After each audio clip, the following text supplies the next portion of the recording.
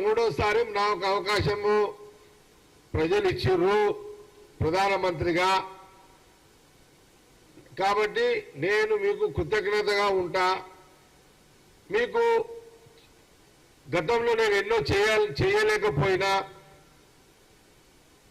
ఇది 15 లక్షల రూపాయలు పేదవాడికి ఇస్తానన్నా చేయలేకపోయినా ఈసారి మాట నిలబెట్టుకుంటా. గతంలో డీజిలు, పెట్రోలు, గ్యాసు, బంగారము ధరలు పెంచినా తగ్గిస్తా, మళ్ళీ పెంచను. ఇంకోటి సంవత్సరానికి 2 కోట్ల ఉద్యోగాలు ఇస్తాను అని చెప్పిన మాట నిలబెట్టుకోలేకపోయినప్పుడు ఇప్పుడు ఇవన్నీ చేస్తా. ఇది ఒక బాధ్యత గల ప్రధానమంత్రిగా మూడోసారి ప్రజలు ఇచ్చిన ఈ అవకాశాన్ని ప్రజల శ్రేయస్సు కోసము, ప్రజల కోసము ఇలాంటి మాటలు ప్రధానమంత్రి హోదాలో మాట్లాడాలి. ఈ యొక్క జ్ఞానాన్ని ఎందుకు, ఈ జ్ఞానము ఎందుకు లేకపోయింది కాంగ్రెస్ పార్టీ ప్రశ్నిస్తున్నది ప్రధానమంత్రి మోడీ గారిని. ప్రజలు కూడా ఆలోచన చేయాలి. ఏమని మూడోసారి అవకాశం ఇచ్చినాము, మా ధరలను తగ్గిస్తాడు, మా పిల్లలకు ఉద్యోగాలు ఇస్తాడు, ఇదేమన్నా మాట్లాడతాడేమో అని ప్రజలు ఎదురు చూస్తున్న సందర్భంలో ప్రధానమంత్రి గారు మాట్లాడకపోవడము బాధాకరము. ఇవన్నీ మాట్లాడకుండా 50 ఏళ్ల కిందట ప్రధానమంత్రిగా ఉన్న ఆనాటి ఇందిరాగాంధీ గారు ఎమర్జెన్సీ ప్రకటించడం వల్ల దాని మీద మాట్లాడిండు ప్రధానమంత్రి మోడీ గారు. 50 సంవత్సరాల క్రితము ఎమర్జెన్సీ 21 నెలల చరిత్ర గురించి పార్లమెంట్ లో స్పీకర్ ప్రధానమంత్రి మోడీ గారు, లోక్సభ బీజేపీ స్పీకర్, వీళ్ళిద్దరు మొదటి రోజే 50 ఏళ్ల కిందట ఆ 21 నెలల చీకటి జీవితాల గురించి అని ప్రస్తావన ఎందుకు తీసుకురావాల్సిన అవసరం ఉండే అది అవసరమా? 50 ఏళ్ల కిందట ఒక సంఘటనని ఈ రోజు పార్లమెంట్, మొదటి రోజు పార్లమెంట్ లో మాట్లాడాల్సినంత అవసరమా? ఆ ఎమర్జెన్సీకి ఇప్పుడున్న ప్రజలకు ఏమైనా సంబంధం ఉందా? ఇప్పుడు ప్రజలు ఏం కోరుకుంటున్నారు, ప్రధానమంత్రి ఏం మాట్లాడతాడు అని ఆశించే టైంలో 20 ఏళ్ల కింద 50 ఏళ్ల కింద 21 నెలల ఎమర్జెన్సీ యొక్క ప్రస్తావన ఒక బాధ్యత గల ప్రధానమంత్రి మోడీ గారు, ఒక లోక్సభ స్పీకర్ ఈ చర్చ ప్రస్తావన పార్లమెంట్ తీసుకురావడం అవసరమా? దీనివల్ల ప్రజలకు ఏమి లాభము? ఇది ప్రజలు కోరుకున్న మెసేజ్ కాదు.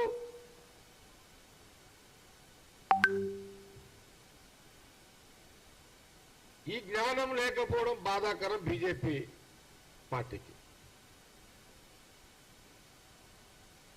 అందుకే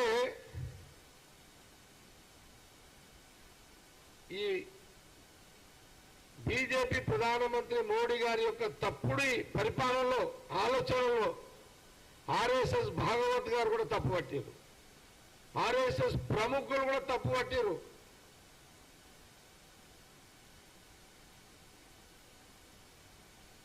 అయితే ఒక ప్రశ్న కాంగ్రెస్ పార్టీ అడుగుతున్నది, 21 నెలల ఎమర్జెన్సీ గురించి నువ్వు మాట్లాడినావు, అవసరం లేకుండా మాట్లాడినావు, కానీ దాని సందర్భంలో 21 నెలల తర్వాత ఒక సందర్భంలో ఇందిరాగాంధీ గారు కొంత మిస్గైడ్ కావడం వల్ల కొంత ఈ ఎమర్జెన్సీ అనేది కొంత తొందరపాటు జరిగిందేమో అని ఒక ఫీలింగ్ ఉంది అని ఇందిరాగాంధీ గారు ఆ రోజులోనే స్వయంగా చెప్పినట్టుగా మనం మన పత్రికల్లో వచ్చినాయి, ఆ రోజులన్నీ వచ్చినాయి, మనం చదివినాం, అది చూసినాం. ఇది ఎక్కడో మిస్టేక్ అయింది అనే ఒక భావన కూడా ఆ రోజు ఇందిరాగాంధీ గారు చెప్పడము జరిగింది. అది చరిత్ర. అది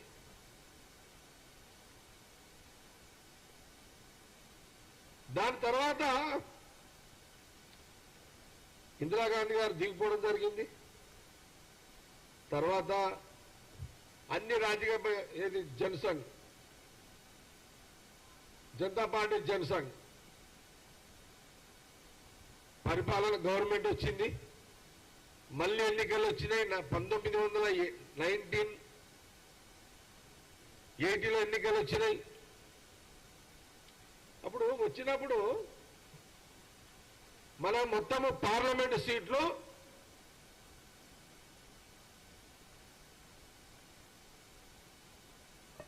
540 ఎంపీ సీట్లు ఉన్నాయి. 500 ఎంపీ సీట్లలో ఆ రోజు మళ్ళీ ఇందిరాగాంధీ గారి యొక్క నాయకత్వంలో జాతీయ కాంగ్రెస్ పార్టీకి 353 సీట్లు వచ్చినాయి. 21 నెలల ఎమర్జెన్సీ తర్వాత ఈ జనసంఘ్ జనతా పార్టీ గవర్నమెంట్ వచ్చిన తర్వాత వాళ్ళు కొట్లాడుకొని పడిపోయిన తర్వాత మళ్ళీ ఎన్నికల్లో ఇందిరాగాంధీ గారి నాయకత్వంలో 353 సీట్లు బంపర్ మెజార్టీ ఎంపీలను ఇచ్చిన చరిత్ర భారతదేశ ప్రజలు. మరి ఆ రోజు 21 నెలల యొక్క చీకటి రోజులని మరి తర్వాత ఎన్నికలు ప్రజలకు తెలియదా? ఆ చీకటి రోజులే అని ఒక ఫీలింగ్ ప్రజలకు ఉంటే వాళ్ళు 353 సీట్లు ఇందిరాగాంధీ గారికి మళ్ళీ ఘన విజయం ఇచ్చి ప్రైమ్ మినిస్టర్ చేసేవాళ్ళ అంటే ప్రజలు దాన్ని వదిలేశారు. జరుగుతుంటేనే వదిలేశారు. ఆ రోజు ఆనాటి ప్రజలకున్న జ్ఞానము ఈ రోజు ప్రధానమంత్రి మోడీ గారికి స్పీకర్ గారికి ఎందుకు లేదు అని ప్రశ్నిస్తున్నది కాంగ్రెస్ పార్టీ. సరే, ఇది అయిపోయింది. ఓకే, ఎమర్జెన్సీ కాలంలో Atal Bihari Vajpayee, LK Advani, George Fernandes వీళ్ళందరూ కూడా అరెస్ట్ అయ్యారు కదా.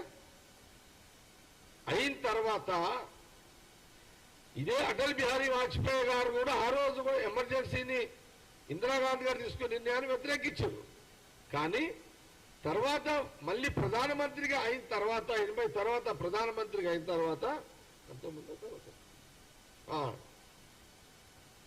వ్యతిరేకించారు. కానీ అంతకుముందు ఏది ఎమర్జెన్సీ కంటే ముందు బంగ్లాదేశ్ పాకిస్తాన్ ఒకే దేశం. బంగ్లాదేశ్ పాకిస్తాన్ ఒకే దేశం. ఆ రోజు ఇందిరాగాంధీ గారు పాకిస్తాన్ మీద యుద్ధం చేసి పాకిస్తాన్ నుంచి బంగ్లాదేశ్ని సపరేట్ దేశం చేసి ఆ సందర్భంలో పాకిస్తాన్ని ఓడగొట్టిన మహనీయురాలు ఆనాటి ఇందిరా గాంధీ గారు సపరేట్ పాకిస్తాన్ నుంచి బంగ్లాదేశ్ సపరేట్ చేసినందుకు ఆ రోజు నిండు పార్లమెంటు సభలో అదే అటల్ బిహారీ వాజ్పేయి గారు వారు ఎంపీగా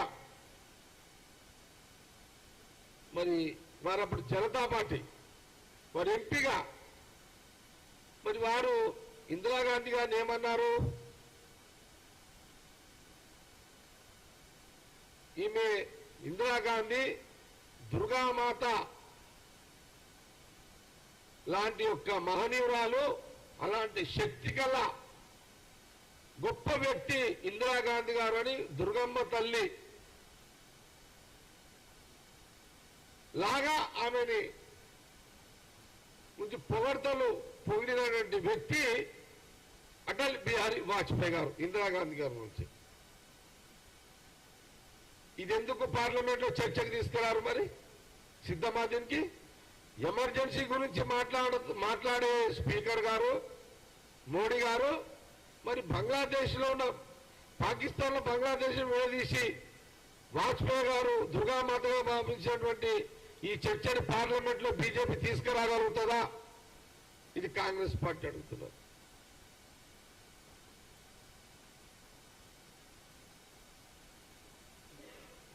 అయితే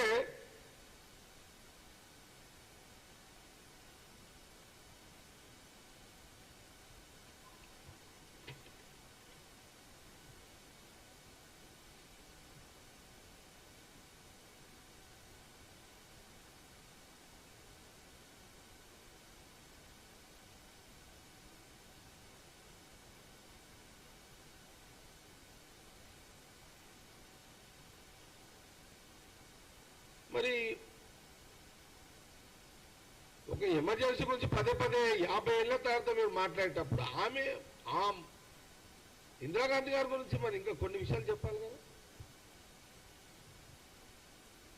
బ్యాంకులను ప్రజా మధ్యలో ఉండాలి, గ్రామీణ ప్రాంతంలో పట్టణ ప్రాంతంలో రైతులకు కానీ ప్రజలకు కానీ పేదవాళ్లకు బ్యాంకులు అందుబాటులో ఉండాలని జాతీయం చేసిన యొక్క మహాను నాయకురాలు ఆ రోజు ప్రధానమంత్రిగా ఇందిరాగాంధీ గారే కదా. అంటే ప్రజల దగ్గర ఉన్న డబ్బు దాచుకోవడానికి, ప్రజలకు అవసరం ఉన్నప్పుడు బ్యాంకుల ద్వారా డబ్బులు తీసుకోవడానికి ఇలాంటి వసతులతో ఆనాటి ప్రధానమంత్రి ఇందిరాగాంధీ గారు మరి బ్యాంకులు పల్లెలకు బ్యాంకులు, పల్లె ప్రాంతాలకు బ్యాంకులు, పట్టణ ప్రాంతాలకు బ్యాంకులు, ప్రజల మధ్యలో బ్యాంకులు అన్నట్టు ఇందిరాగారి యొక్క నిర్ణయమే కదా. మరి దీని గురించి ఎందుకు లోక్సభలో నిన్న స్పీకర్ గారు చర్చకు తీసుకురాలేదు అని కాంగ్రెస్ పార్టీ అడుగుతున్నది. మరి ఇందిరాగాంధీ గారు ఇట్లా పరిపాలించింది, కానీ మోడీ గారు ఏం చేశారు? బ్యాంకులన్నీ ఎత్తేసిండు, కొన్ని బ్యాంకులు ఎత్తేసాడు కదా. మరి కార్పొరేట్ వ్యవస్థలకు బ్యాంకులను కలిపేసిండు. ఎన్ని వేల కోట్లను తీసుకొని ఎగగొట్టి పారిపోవచ్చు అని సదుపాయాలు కల్పించిండు. మీరు ఇందిరాగాంధీ గారేమో బ్యాంకులు ప్రజల మధ్యలోకి తెస్తే మీరేమో బ్యాంకులన్నీ ఎత్తేసారు. మీరు ఇదేమో చర్చకు పార్లమెంట్లో తీసుకొచ్చే శక్తి మీకు ఆ శక్తి ఉందా మీకు?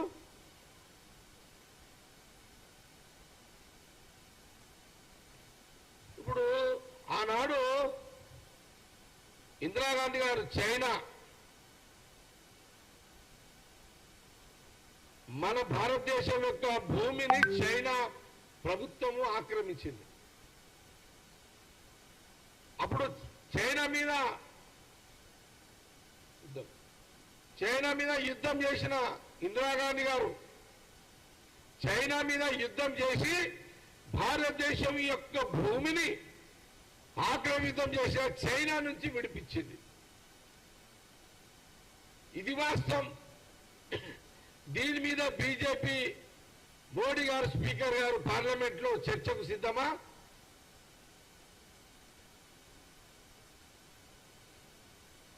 జవాబు ఉందా దీనికి? ఇప్పుడు మళ్ళీ ప్రధానమంత్రి మోడీ గారు అయిన తర్వాత కబ్జాలకు పోయింది భూమి, మళ్ళీ కబ్జాలకు పోయింది భూమి. మరి చైనా మీద నువ్వు ఎందుకు చైనా భారతదేశం యొక్క భూమి చైనా భారతదేశం యొక్క భూమి చైనా ఆక్రమిస్తే భూమిని వాపసు యుద్ధం చేసి భూమిని వాపసు వచ్చింది. నువ్వు ప్రధానమంత్రి అనగా ఇస్తే నువ్వు ఎందుకు చైనా భూమిని వాపసు వస్తలేవు? ఆ భూమిని వాపసు ఎందుకు చర్చ పార్లమెంట్ లో ఎందుకు చర్చ చేస్తలేవు? ఇది కాంగ్రెస్ పార్టీ అడుగుతున్నారు.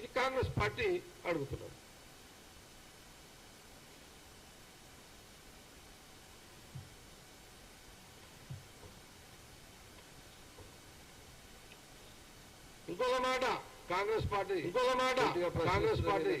సూటిగా ప్రశ్న నరేంద్ర మోడీ గారు బీజేపీ నాయకత్వానికి మీరు ఒక్క ఎమర్జెన్సీ మీదనే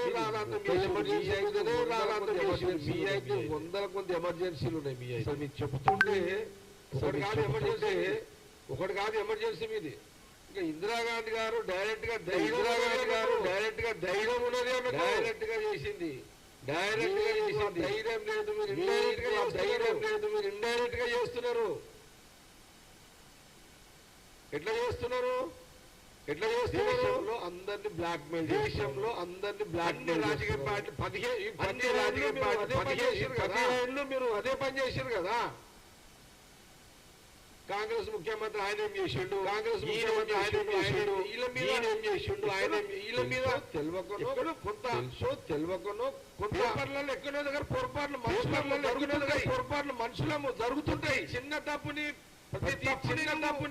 ప్రతి తప్పుని నువ్వు ఐడెంటిఫై చేసియా, రాజకీయ పార్టీలందరూ బ్లాక్ మెయిల్ చేసి 21 నెల మీద 10 ఏళ్ళు అదే పని కదా.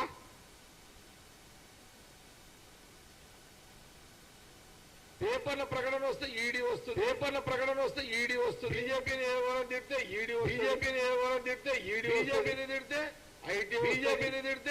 ఐటీ వస్తుంది, బీజేపీని తిడితే సిబిఐ వస్తుంది.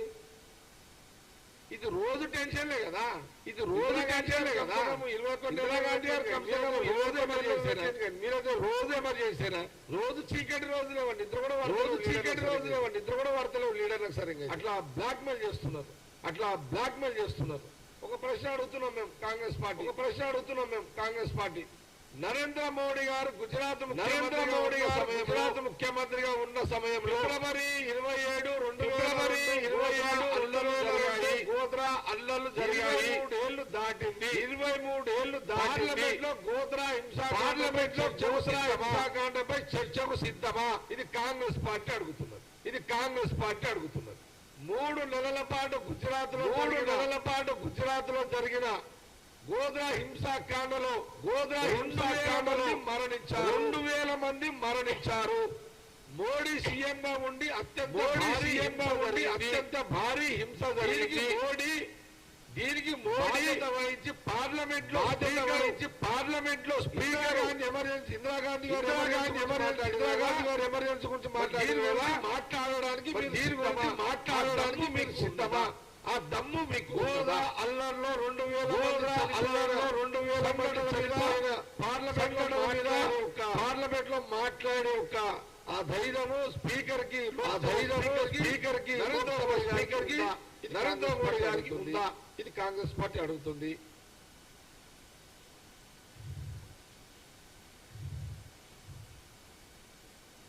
ఎమర్జెన్సీ టైంలో బీజేపీ లేదు.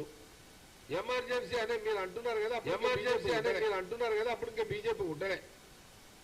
బీజేపీ పుట్టిందెప్పుడు, రాజకీయంగా 1980వ సంవత్సరంలో. ఆ రోజు అంతకుముందున్నది ఎవరు? జనతా పార్టీ, జనసంఘ్, జయప్రకాష్ నారాయణ వాళ్ళందరూ, ఇంకా వాళ్ళందరూ కాదని అంటలేం.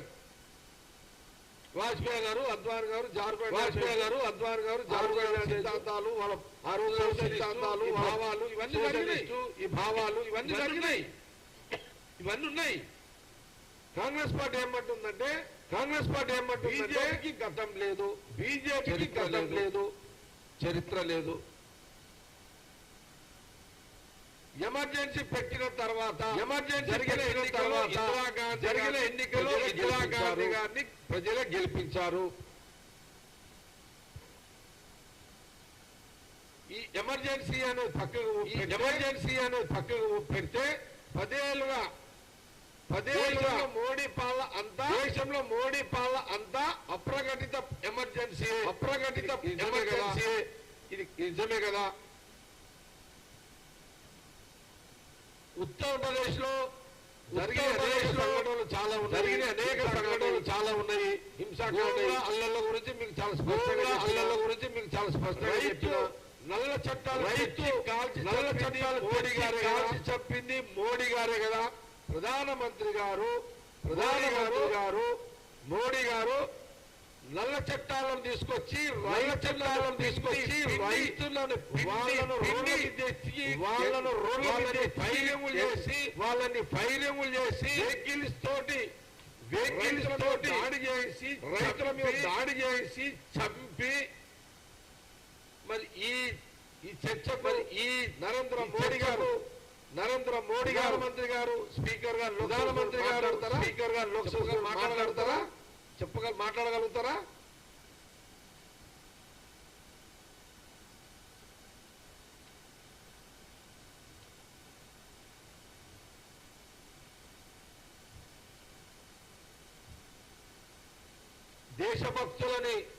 దేశభక్తులని మేమే అంటే బీజేపీలే దేశభక్తులు ఉండరని భారత దేశభక్తులు ఉండరని చెప్పి మోడీ గారు బీజేపీ నాయకులు ఘటన జరిగితే సభలో చర్చ పుల్వామా సంఘటన మీద ఎందుకు పార్లమెంట్ లో చర్చ మాట్లాడతారా? స్పీకర్ గారు మాట్లాడతారా? మీరు ఎమర్జెన్సీ గురించి మాట్లాడినవే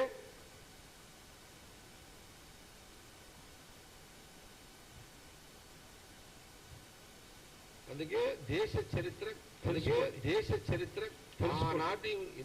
ఆనాటి మహాత్మా గాంధీ నెహ్రూ గారు ఆ కుటుంబము పరిపాలన చిన్న చిన్న లోటుపాట్లు మళ్ళీ దాని సవరణలు మళ్ళీ సవరించుకొని ఇలాంటి పరిపాలన అందించిన కుటుంబం రాహుల్ గాంధీ గారి యొక్క తాతలు ముత్తాతల కుటుంబం.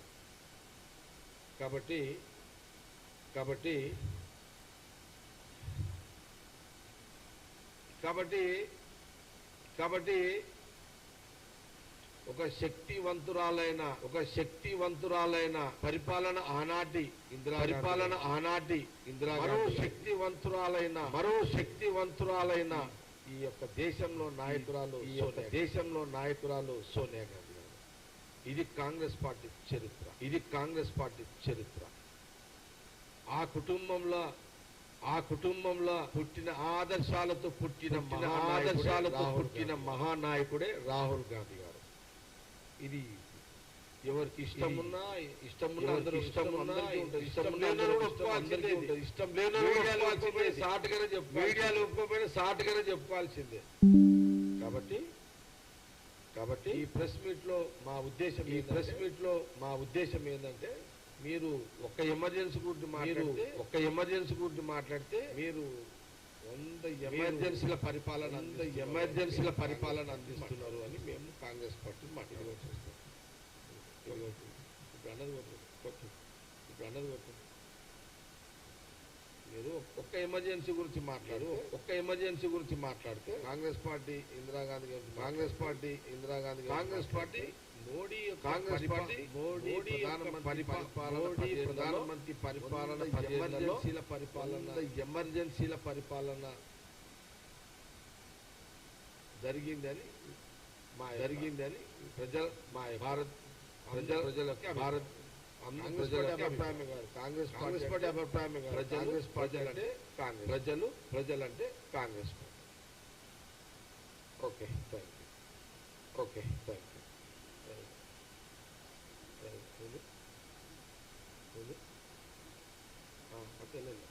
లాస్ట్ నేను చెప్పి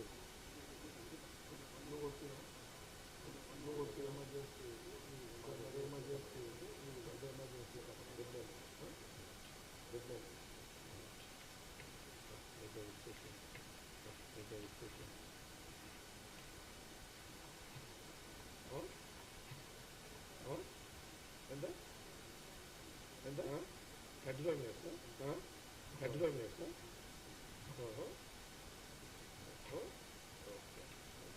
ఇది ఫెసిలిటీ ఇవన్నీ నిన్న మొన్న మాట్లాడుకుంటుంది. నాకు పడేయొద్దు, ఇది ఇంపార్టెంట్. పడేయొద్దు ఇవన్నీ. చెప్పు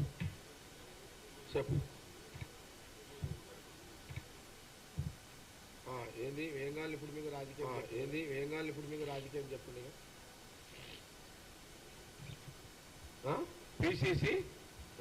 పిసిసి లేదు జగ్గారెడ్డిగా నేను చాలా క్లియర్గా ఉన్నా.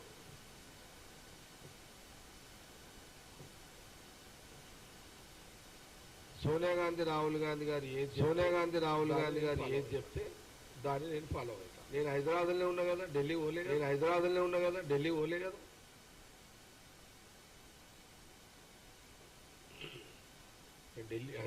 ఉన్నా, ఈరోజు మీ మధ్యలోనే ఉన్నా. కాకపోతే నేను సోనియా గాంధీ రాహుల్ గాంధీ గారు వాళ్ళు తీసుకునే నిర్ణయం కరెక్ట్గానే ఉంటుంది. అది దాన్నే జగ్గారెడ్డి ఫాలో అవుతాడు.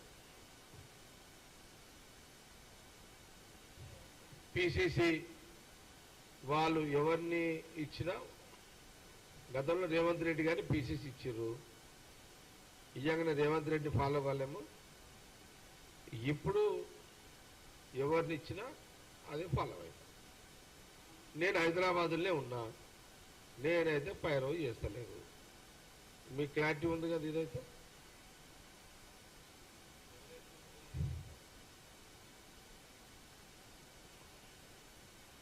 నేను అభిప్రాయాలు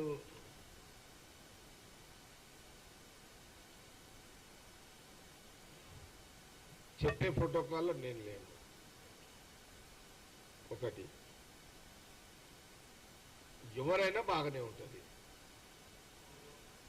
ఎవరైనా ఆ కుర్చీ నడిపిస్తుంది. పిసిసి కుర్చీ ఆటోమేటిక్ నడిపిస్తుంది, అదేమి ఇబ్బంది ఉండదు.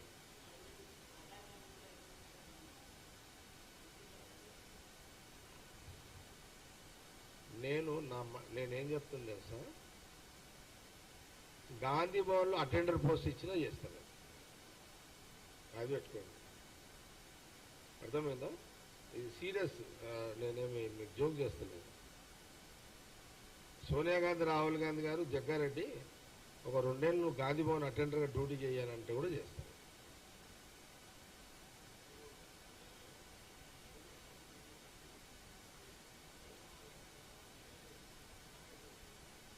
ఇంకుంది కదా నాకు, నా వయసు 58, 10 ఏళ్ళు అన్నా కూడా ఇంకొక 68 దాకా 10 ఏళ్ళ టార్గెట్. ఈ 10 ఏళ్లలో నేను ఖచ్చితంగా పిసిసి ఎప్పుడోసారి అవుతా, ఒకసారి ముఖ్యమంత్రి కూడా అవుతా. ఏది 10 ఏళ్ళ లోపు. ఈరోజు ఇదే సంవత్సరం, ఇది 24, అంటే నా వయసు 58. మొన్న దసరా, అక్టోబర్ దసరా, మొన్న 23 దసరా రోజు మా సంగారెడ్డి దసరా రోజు గంజి మైదానంలో చెప్పిన, రానున్న 10 ఏళ్ళ లోపు కాంగ్రెస్ పార్టీలో పిసిసి కావాలి, పార్టీకి మంచి సర్వీస్ ఇవ్వాలి, ఆ 10 ఏళ్ళ లోపు ముఖ్యమంత్రి కూడా కావాలి, మంచి ప్రజలకు మంచి పరిపాలన ఇవ్వాలి సోనియా గాంధీ రాహుల్ గాంధీ నాయకత్వంలో అన్నదే నా యొక్క ఏమంటుందని నా ఆలోచన. నాకు నో ప్రాబ్లం. ఈ లోపల రేవంత్ రెడ్డి గారు అయ్యారు, ఇంకా మళ్ళీ నెక్స్ట్ 5 ఏళ్ళు ఉండాలని ఆయన ట్రై చేస్తాడు. ఇంకా మీతో కూడా ఉన్నారు ఇక్కడ, వాళ్ళ పేరు నేను ఇప్పుడు ఎందుకు, ఆల్రెడీ ఒక ముఖ్యమంత్రి ఉన్న ఇంకో పేరు నేను చెప్పొద్దు. నేను చెప్పింది ఎప్పుడు, అప్పటి వరకు ఇంకా మీతో కూడా ఎవరైనా కావాలని కూడా అయిపోతారు.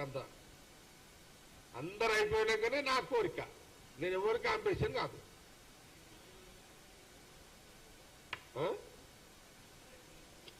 ఏక మరీ డీటెయిల్ వద్దు, చెప్తున్నా. ఎందుకంటే ఎవరికి ఇబ్బంది ఉంటుంది. మా కాంగ్రెస్ పార్టీలో పిసిసిలు కావాలనుకున్న వాళ్ళు ఎవరైనా అవుతారు.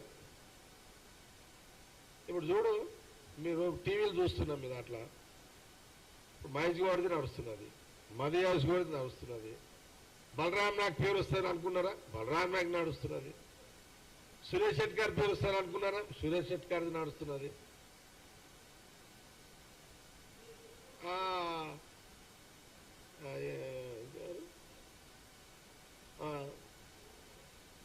సంపత్ మాదిగా జాతి సంపత్ పేరు నడుస్తున్నది. ఇప్పుడు అది ఉన్నది, చర్చల్లో ఉంది. చూడు, కాంగ్రెస్ పార్టీలో ఎంత గొప్ప పార్టీ కాంగ్రెస్ పార్టీ చూడండి, ఎంత గొప్ప పార్టీ కాంగ్రెస్ పార్టీ. ఒక ఎన్ఐసి యూత్ కాంగ్రెస్ వచ్చిన మహేష్ గారు జాతీయ పార్టీలో పిసిసి రేసులో ఆల్రెడీ ఇప్పుడు ఆ మీటింగ్లో ఉన్నాడు. కేసీ వేణుగోపాల్ గారి మీటింగ్లో చర్చలు ఉన్నారు. వీళ్ళంతా సామాన్య కార్యకర్త దిగిన సంపత్ వచ్చేసిండు, సామాన్య కార్యకర్త వచ్చిన షెట్కార్ వచ్చిండు, సామాన్య కార్యకర్త బట్టి విక్రమార్క ఉన్నాడు, ఇప్పుడు డిప్యూటీ సీఎం ఉన్నాడు, ఆల్రెడీ అవన్నీ ఉన్నాయి. ఆయన కూడా చర్చలు ఉన్నాడు.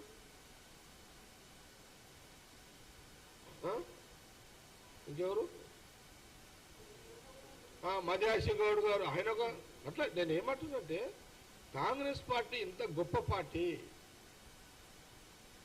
ఇలాంటి చర్చ ఈ దేశ రాజకీయాల్లో ఇలాంటి అవకాశాలు ఎస్సీ ఎస్టీ బీసీ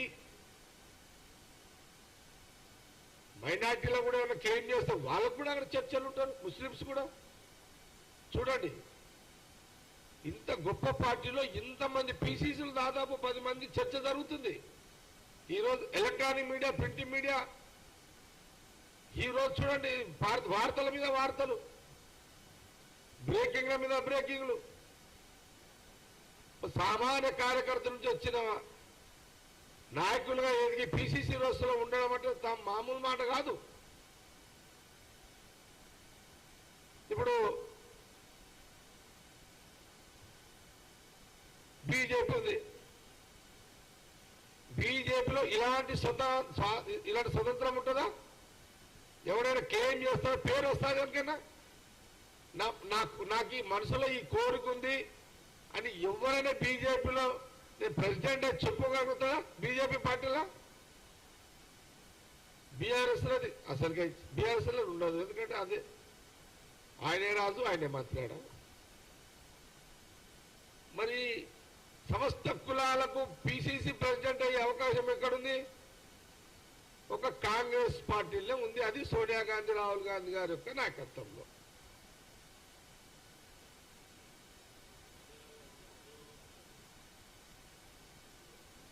ఈ 10 ఏళ్లలో అంటే నేనేమంటున్నాను, కాంగ్రెస్ పార్టీ కాబట్టి కోరిక ఉండడం తప్పు కాదు, చెప్పడము తప్పు కాదు, ఆశించడము తప్పు కాదు.